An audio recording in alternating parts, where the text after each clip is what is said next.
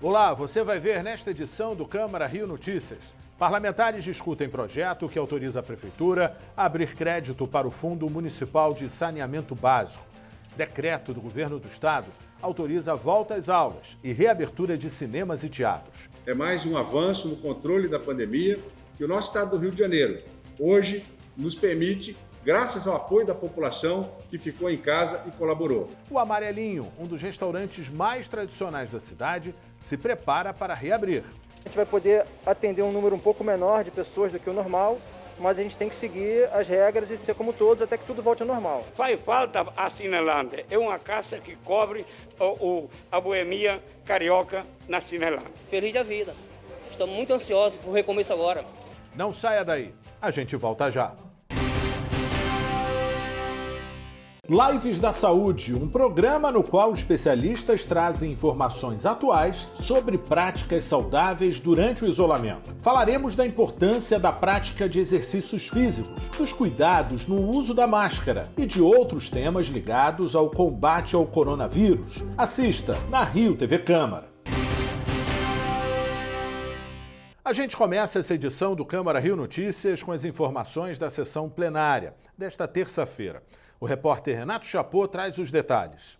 A sessão começou com o adiamento do projeto que dispõe sobre direitos de servidores do município do Rio de Janeiro não afetados pelas redações de uma lei federal complementar. Na sequência, o vereador Tarcísio Mota cobrou explicações sobre o arquivamento de um pedido de impeachment do prefeito do Rio. A questão de ordem é um questionamento se de fato cabe ao presidente da casa fazer esse tipo de arquivamento da forma como foi feito. Uma coisa é de que o presidente não julgue, mas verifique a materialidade do pedido, se ele é feito por um cidadão com domicílio eleitoral no Rio de Janeiro, se ele, portanto, cumpre os requisitos formais para a sua apresentação. A outra é a avaliação da sua admissibilidade, que deve ser pelo conjunto do plenário da casa. Eu sei que pode parecer estranho e diferente de outros parlamentos, mas é assim que rege a legislação que regulamenta os pedidos de impeachment nos municípios. Desculpa, Tarcísio, repete, por favor, desculpa. Me perdoa porque eu não... Não, sem problemas. Não peguei direito. Uma coisa é o presidente da casa verificar a materialidade do pedido, se ele cumpre os requisitos mínimos, ou seja, por exemplo, ele não pode ser feito por um cidadão que não tenha domicílio eleitoral no Rio de Janeiro, por exemplo. Ou seja, que ele cumpriu os requisitos, isso é algo que cabe à presidência. Mas a avaliação sobre se, em tese, existe uma infração que deva ser investigada ou não, é o plenário quem deve fazer. Portanto, me parece que o relatório e o pedido de arquivamento, a decisão pelo arquivamento do presidente Jorge Felipe, e eu estou fazendo isso porque precisa ser feito nessa sessão para que a gente esteja no prazo, eu sei que depois ele poderá me responder, ou a própria presidência agora da sessão, não cabe julgar o mérito do pedido, saber se há ou não há, quem vai avaliar se há ou não alguma medida, alguma infração que, pelo menos em tese, possa ser encarada como um crime de responsabilidade, é o plenário. Portanto, não caberia a decisão ser feita pela presidência da casa sem que esse pedido fosse submetido ao plenário. O vereador Leonel Brizola pediu adiamento por uma sessão do projeto que autoriza o Executivo a abrir crédito especial adicional para o Fundo Municipal de Saneamento Básico. Eu queria debater muito sobre essa questão em tela do fundo para o saneamento, porque parece que tem uma pegadinha aí. E a gente não discutiu esse tema suficiente. E ele pode estar tratando de abertura para a privatização do saneamento de água e esgoto. Então, eu não estou apto para voltar a esse projeto. Eu acho que ele esclarece de um debate na Câmara de Vereadores mais aprofundado. Nesse sentido, senhora presidente, eu queria pedir se cabe o adiamento por uma sessão. Mas a maioria decidiu pela manutenção do projeto. Eu parei de falar saneamento básico e falo saneamento, na compreensão de que esse é um direito. Porque o saneamento, ele é a possibilidade de se ter água tratada, de ser tratamento dos resíduos, de ter água chegando à casa das pessoas. E nós vivemos numa cidade que é a cidade mais importante do país, desculpem os paulistas, a cidade mais importante do país, onde a gente ainda convive com essa história de, durante a pandemia, nós não termos água na torneira para as pessoas lavarem as mãos. Então, eu quero dizer assim que eu sou super favorável a que a discussão do Fundo de Saneamento Básico seja empoderado, seja engrandecido, que a gente tenha recurso para isso e voto favorável. Só que quando o vereador Leonel Brizola saca essa possibilidade, e ele está correto, porque a argumentação dele não é uma argumentação etérea, não é uma argumentação que vem assim de alguém que quer apenas colocar um empecilho no caminho. É alguém que entende um determinado toque do projeto apresentado e diz assim, ó, isso tem ligação com todo esse processo aí de recurso para iniciativa privada, de iniciativa privada tomando conta do saneamento, e que, nesse sentido, o que a gente acha que algumas pessoas dizem, até outro dia teve um vereador que disse assim, esse projeto aprovado no Senado vai ajudar, inclusive, a ter saneamento nas comunidades de favela. Vai nada. É impressionante ver aqui as pessoas falarem que defendem, por exemplo, as comunidades do Rio de Janeiro, quando houve a votação e a aprovação do marco do saneamento no Congresso Nacional, votaram contra. A bancada do pessoal do PT votou contra. O PDT, inclusive, entrou na Justiça, no Supremo Tribunal Federal, para invalidar dispositivos do marco que tentava justamente levantar investimentos. Porque, assim, normalmente a bancada de esquerda ela parte de uma utopia, né? Ela fala assim, não, o dinheiro vai cair do céu, a gente vai conseguir resolver o problema do saneamento básico por meio da SEDAI, por exemplo. A SEDAI até hoje não conseguiu resolver nada. Presta um serviço pífio. A gente estava tomando água, bom, qualquer carioca aqui, qualquer fluminense lembra a água que a gente estava tomando da SEDAI há alguns meses atrás.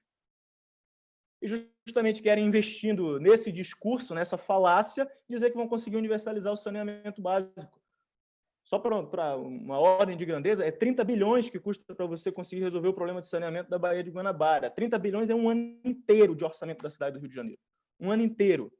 Todos os milhares de alunos, o sistema de saúde, toda a máquina administrativa, os serviços de conservação, ordem pública, tem que parar tudo isso durante um ano para poder arrumar de investimento.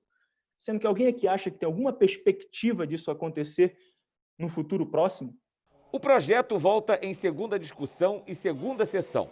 O vereador Átila Nunes pediu a palavra para comunicar que solicitou uma investigação sobre o pedido da Prefeitura de antecipação de receitas de royalties. Tanto eu quanto o vereador Caiado, nós apresentamos uma representação, nós entramos com uma representação no Tribunal de Contas do município e nós estivemos lá agora, à tarde, justamente para que fosse levantadas as informações necessárias para o processo de licitação que foi publicado ontem no Diário Oficial da Prefeitura para justamente antecipar royalties de 7 a 30 anos da cidade do Rio de Janeiro. Estamos falando de uma antecipação de R$1 bilhão, é um assunto muito sério.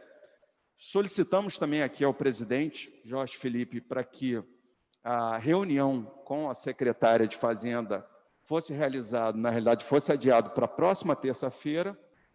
Então, nessa reunião de hoje, no Tribunal de Contas do município, nós também pedimos para que o tribunal pudesse disponibilizar um profissional para acompanhar a reunião de terça-feira. Depois foi discutido o projeto que trata da segurança dos moradores de conjuntos habitacionais residenciais de baixa renda a partir da pandemia do novo coronavírus. O projeto altera a Lei Complementar número 126, de 26 de março de 2013.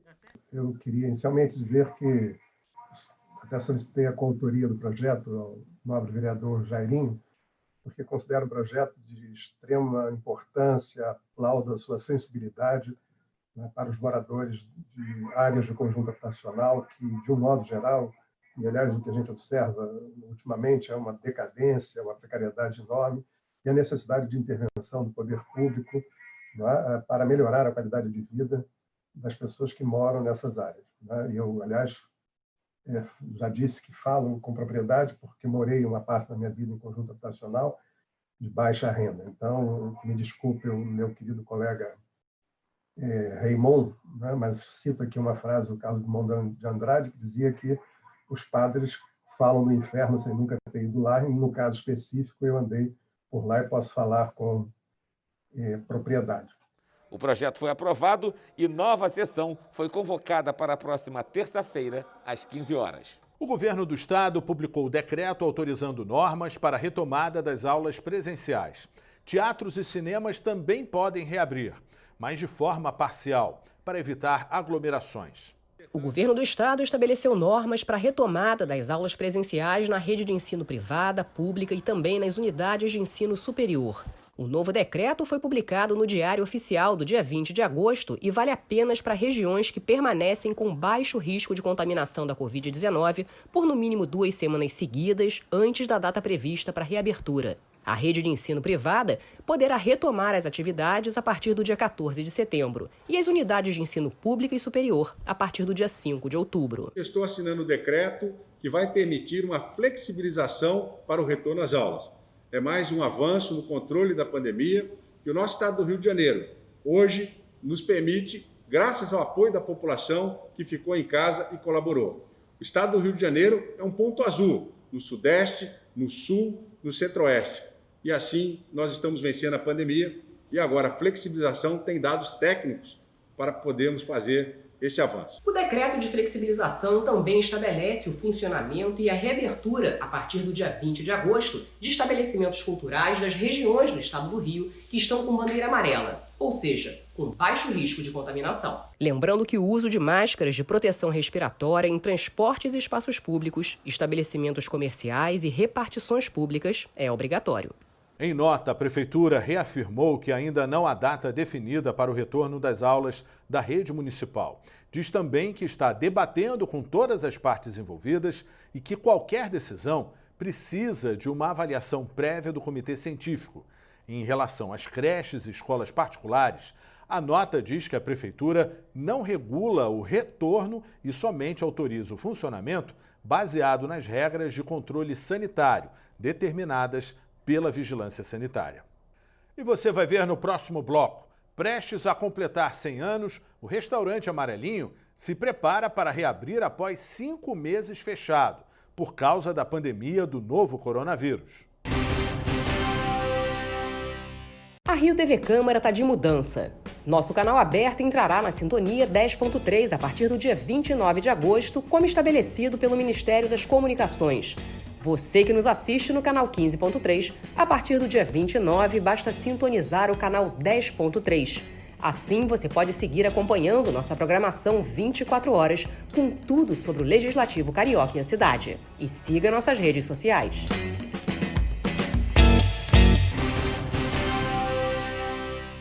Por causa da pandemia do novo coronavírus, as pessoas estão mais tempo em casa. Mas como manter a relação saudável entre os vizinhos?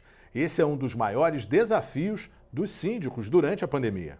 Ver a vida passar literalmente pela janela. Foi assim que boa parte da população viveu os últimos 3 meses. Dentro de casa, cumprindo o isolamento social por conta da pandemia do coronavírus. Essa mudança de comportamento na rotina da população fez aumentar as reclamações da vizinhança.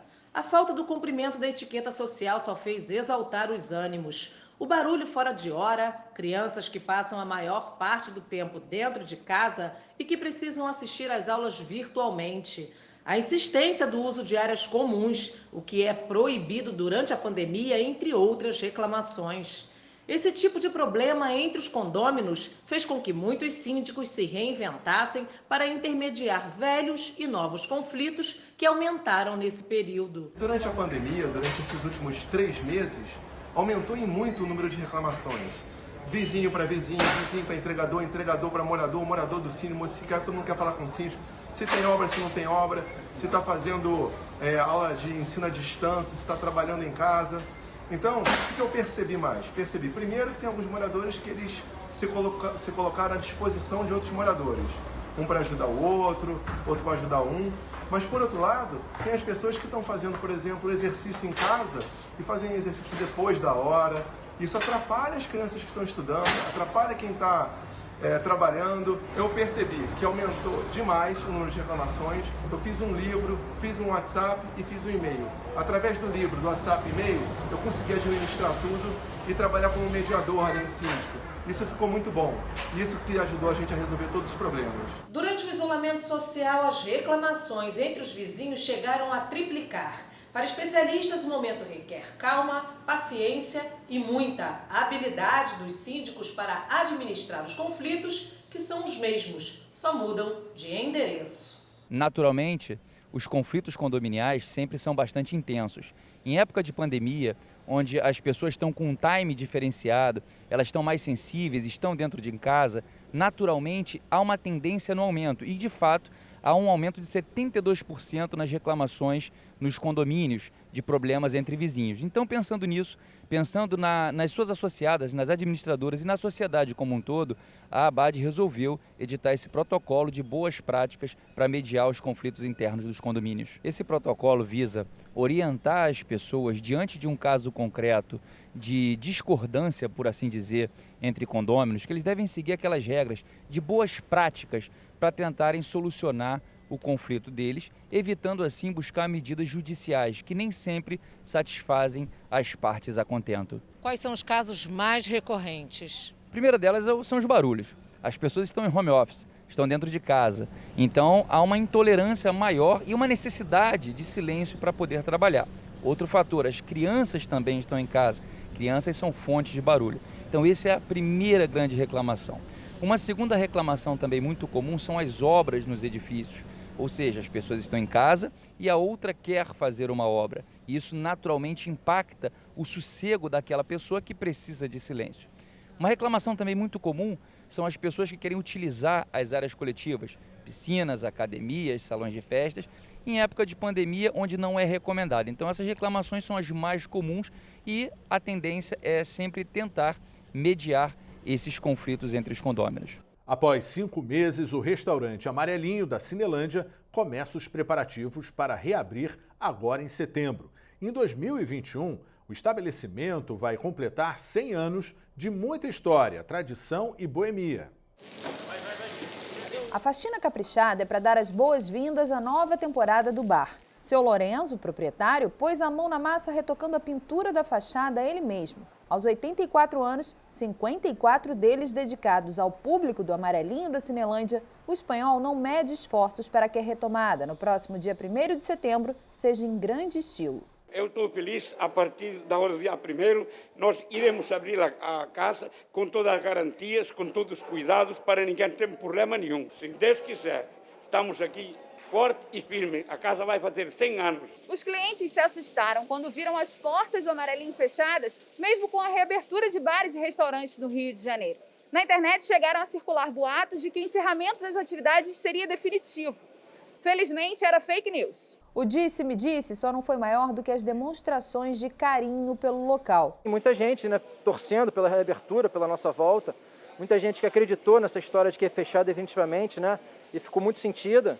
Então, para essas pessoas, podem ficar tranquilas que dia 1º a gente está de volta. Ele ficou até emocionado que vai reabrir agora, ele ficou muito feliz, entendeu? E não, fechar não pode fechar, de maneira nenhuma. Assim como o Nivaldo, todos os 45 funcionários foram mantidos no emprego e nas funções. O Amarelinho aderiu ao Programa Emergencial de Manutenção do Emprego e Renda, que permite às empresas suspender contratos e reduzir jornadas de trabalho e salários enquanto durar o estado de calamidade pública. Outra medida adotada foi conceder férias coletivas aos colaboradores. A gente teve que fazer um empréstimo, como todo mundo, para honrar as contas, pagar todos os funcionários, manter tudo em dia, mas a gente conseguiu. A gente espera que agora que o movimento volte ao normal e a gente consiga se recuperar. Para alívio daqueles que ficaram órfãos do chopp gelado e do farto cardápio do Amarelinho, o clima é de contagem regressiva. Diferente da maioria dos estabelecimentos comerciais, mesmo durante o isolamento social, o restaurante nunca adotou o sistema de delivery e manterá a regra. Por aqui, é preciso sentar à mesa para desfrutar do menu especializado em comida brasileira com quase 50 pratos entre carnes, peixes, frangos e massas em porções que servem até 2 pessoas. Outro destaque são os 25 tipos de tiragostos, caipirinhas e drinks diversos. Agora tudo estará disponível respeitando os novos padrões de higiene e as regras de ouro da Prefeitura. A princípio, a gente vai adotar as regras impostas pela vigilância sanitária, como todo mundo, então a gente tem que se adaptar a isso. Então a gente vai poder atender um número um pouco menor de pessoas do que o normal, mas a gente tem que seguir as regras e ser como todos até que tudo volte ao normal. Então, todo mundo está voltando a trabalhar, nós não mandamos ninguém embora, todos na mesma função, tudo como antes, A gente, no primeiro momento, a gente adotou medida de férias coletivas, e depois nós aderimos ao programa do governo, que foi primeiramente a suspensão do contrato de trabalho para que eles recebessem o benefício do governo e, por último, a redução. E a partir de agora todos voltam a trabalhar normalmente. Acostumado a receber vereadores, músicos, poetas e outras personalidades da sociedade carioca, o espaço foi inaugurado quando a Cinelândia era considerada a Broadway brasileira, devido à grande quantidade de teatros e cinemas que abrigava. Sem funcionar, o amarelinho por si só altera completamente o cenário da praça mais famosa do Brasil. Faz falta a Cinelândia, é uma casa que cobre a boemia carioca na Cinelândia. Como nós temos o municipal, como nós tínhamos o Bola Preta, que eram as casas famosas que sempre curtindo o costume carioca. Sempre os artistas, todos artistas antigos, muitos já faleceram, então eles vinham para o amarelinho. Então muita gente ele acha que faz falta o amarelinho, porque um chopinho bem gelado, quem é que não gosta depois de uma tarefa de trabalho? A história do bar se confunde com a da cidade, ao testemunhar os principais acontecimentos do Rio de Janeiro nos últimos 99 anos. A casa é famosa por agrupar gente de todas as vertentes e ideologias, sendo inclusive ponto final de muitas manifestações políticas e culturais. Muito mais do que uma localidade turística, o Amarelinho faz parte do circuito obrigatório de cariocas de nascimento e de coração. Feliz da vida. Estamos muito ansiosos para o recomeço agora, que é um novo recomeço, os primeiros passos, um novo normal, né? A gente se adaptar, mas estão preparados, todos já estão orientados. Botar isso, todos os funcionários, seja da Copa, cozinha, entendeu? Caixas, todos os funcionários já estão todos preparados, já conversamos todos com eles, então tá todo mundo ansioso. Vai começar a trabalhar dia 1º, vai ser uma eternidade até chegar o dia 1º. E o Câmara Rio Notícias de hoje fica por aqui. Acompanhe a nossa programação nas redes sociais. A Rio TV Câmara está no YouTube, no Facebook, no Instagram e também no Twitter. Obrigado pela companhia. Amanhã a gente se vê.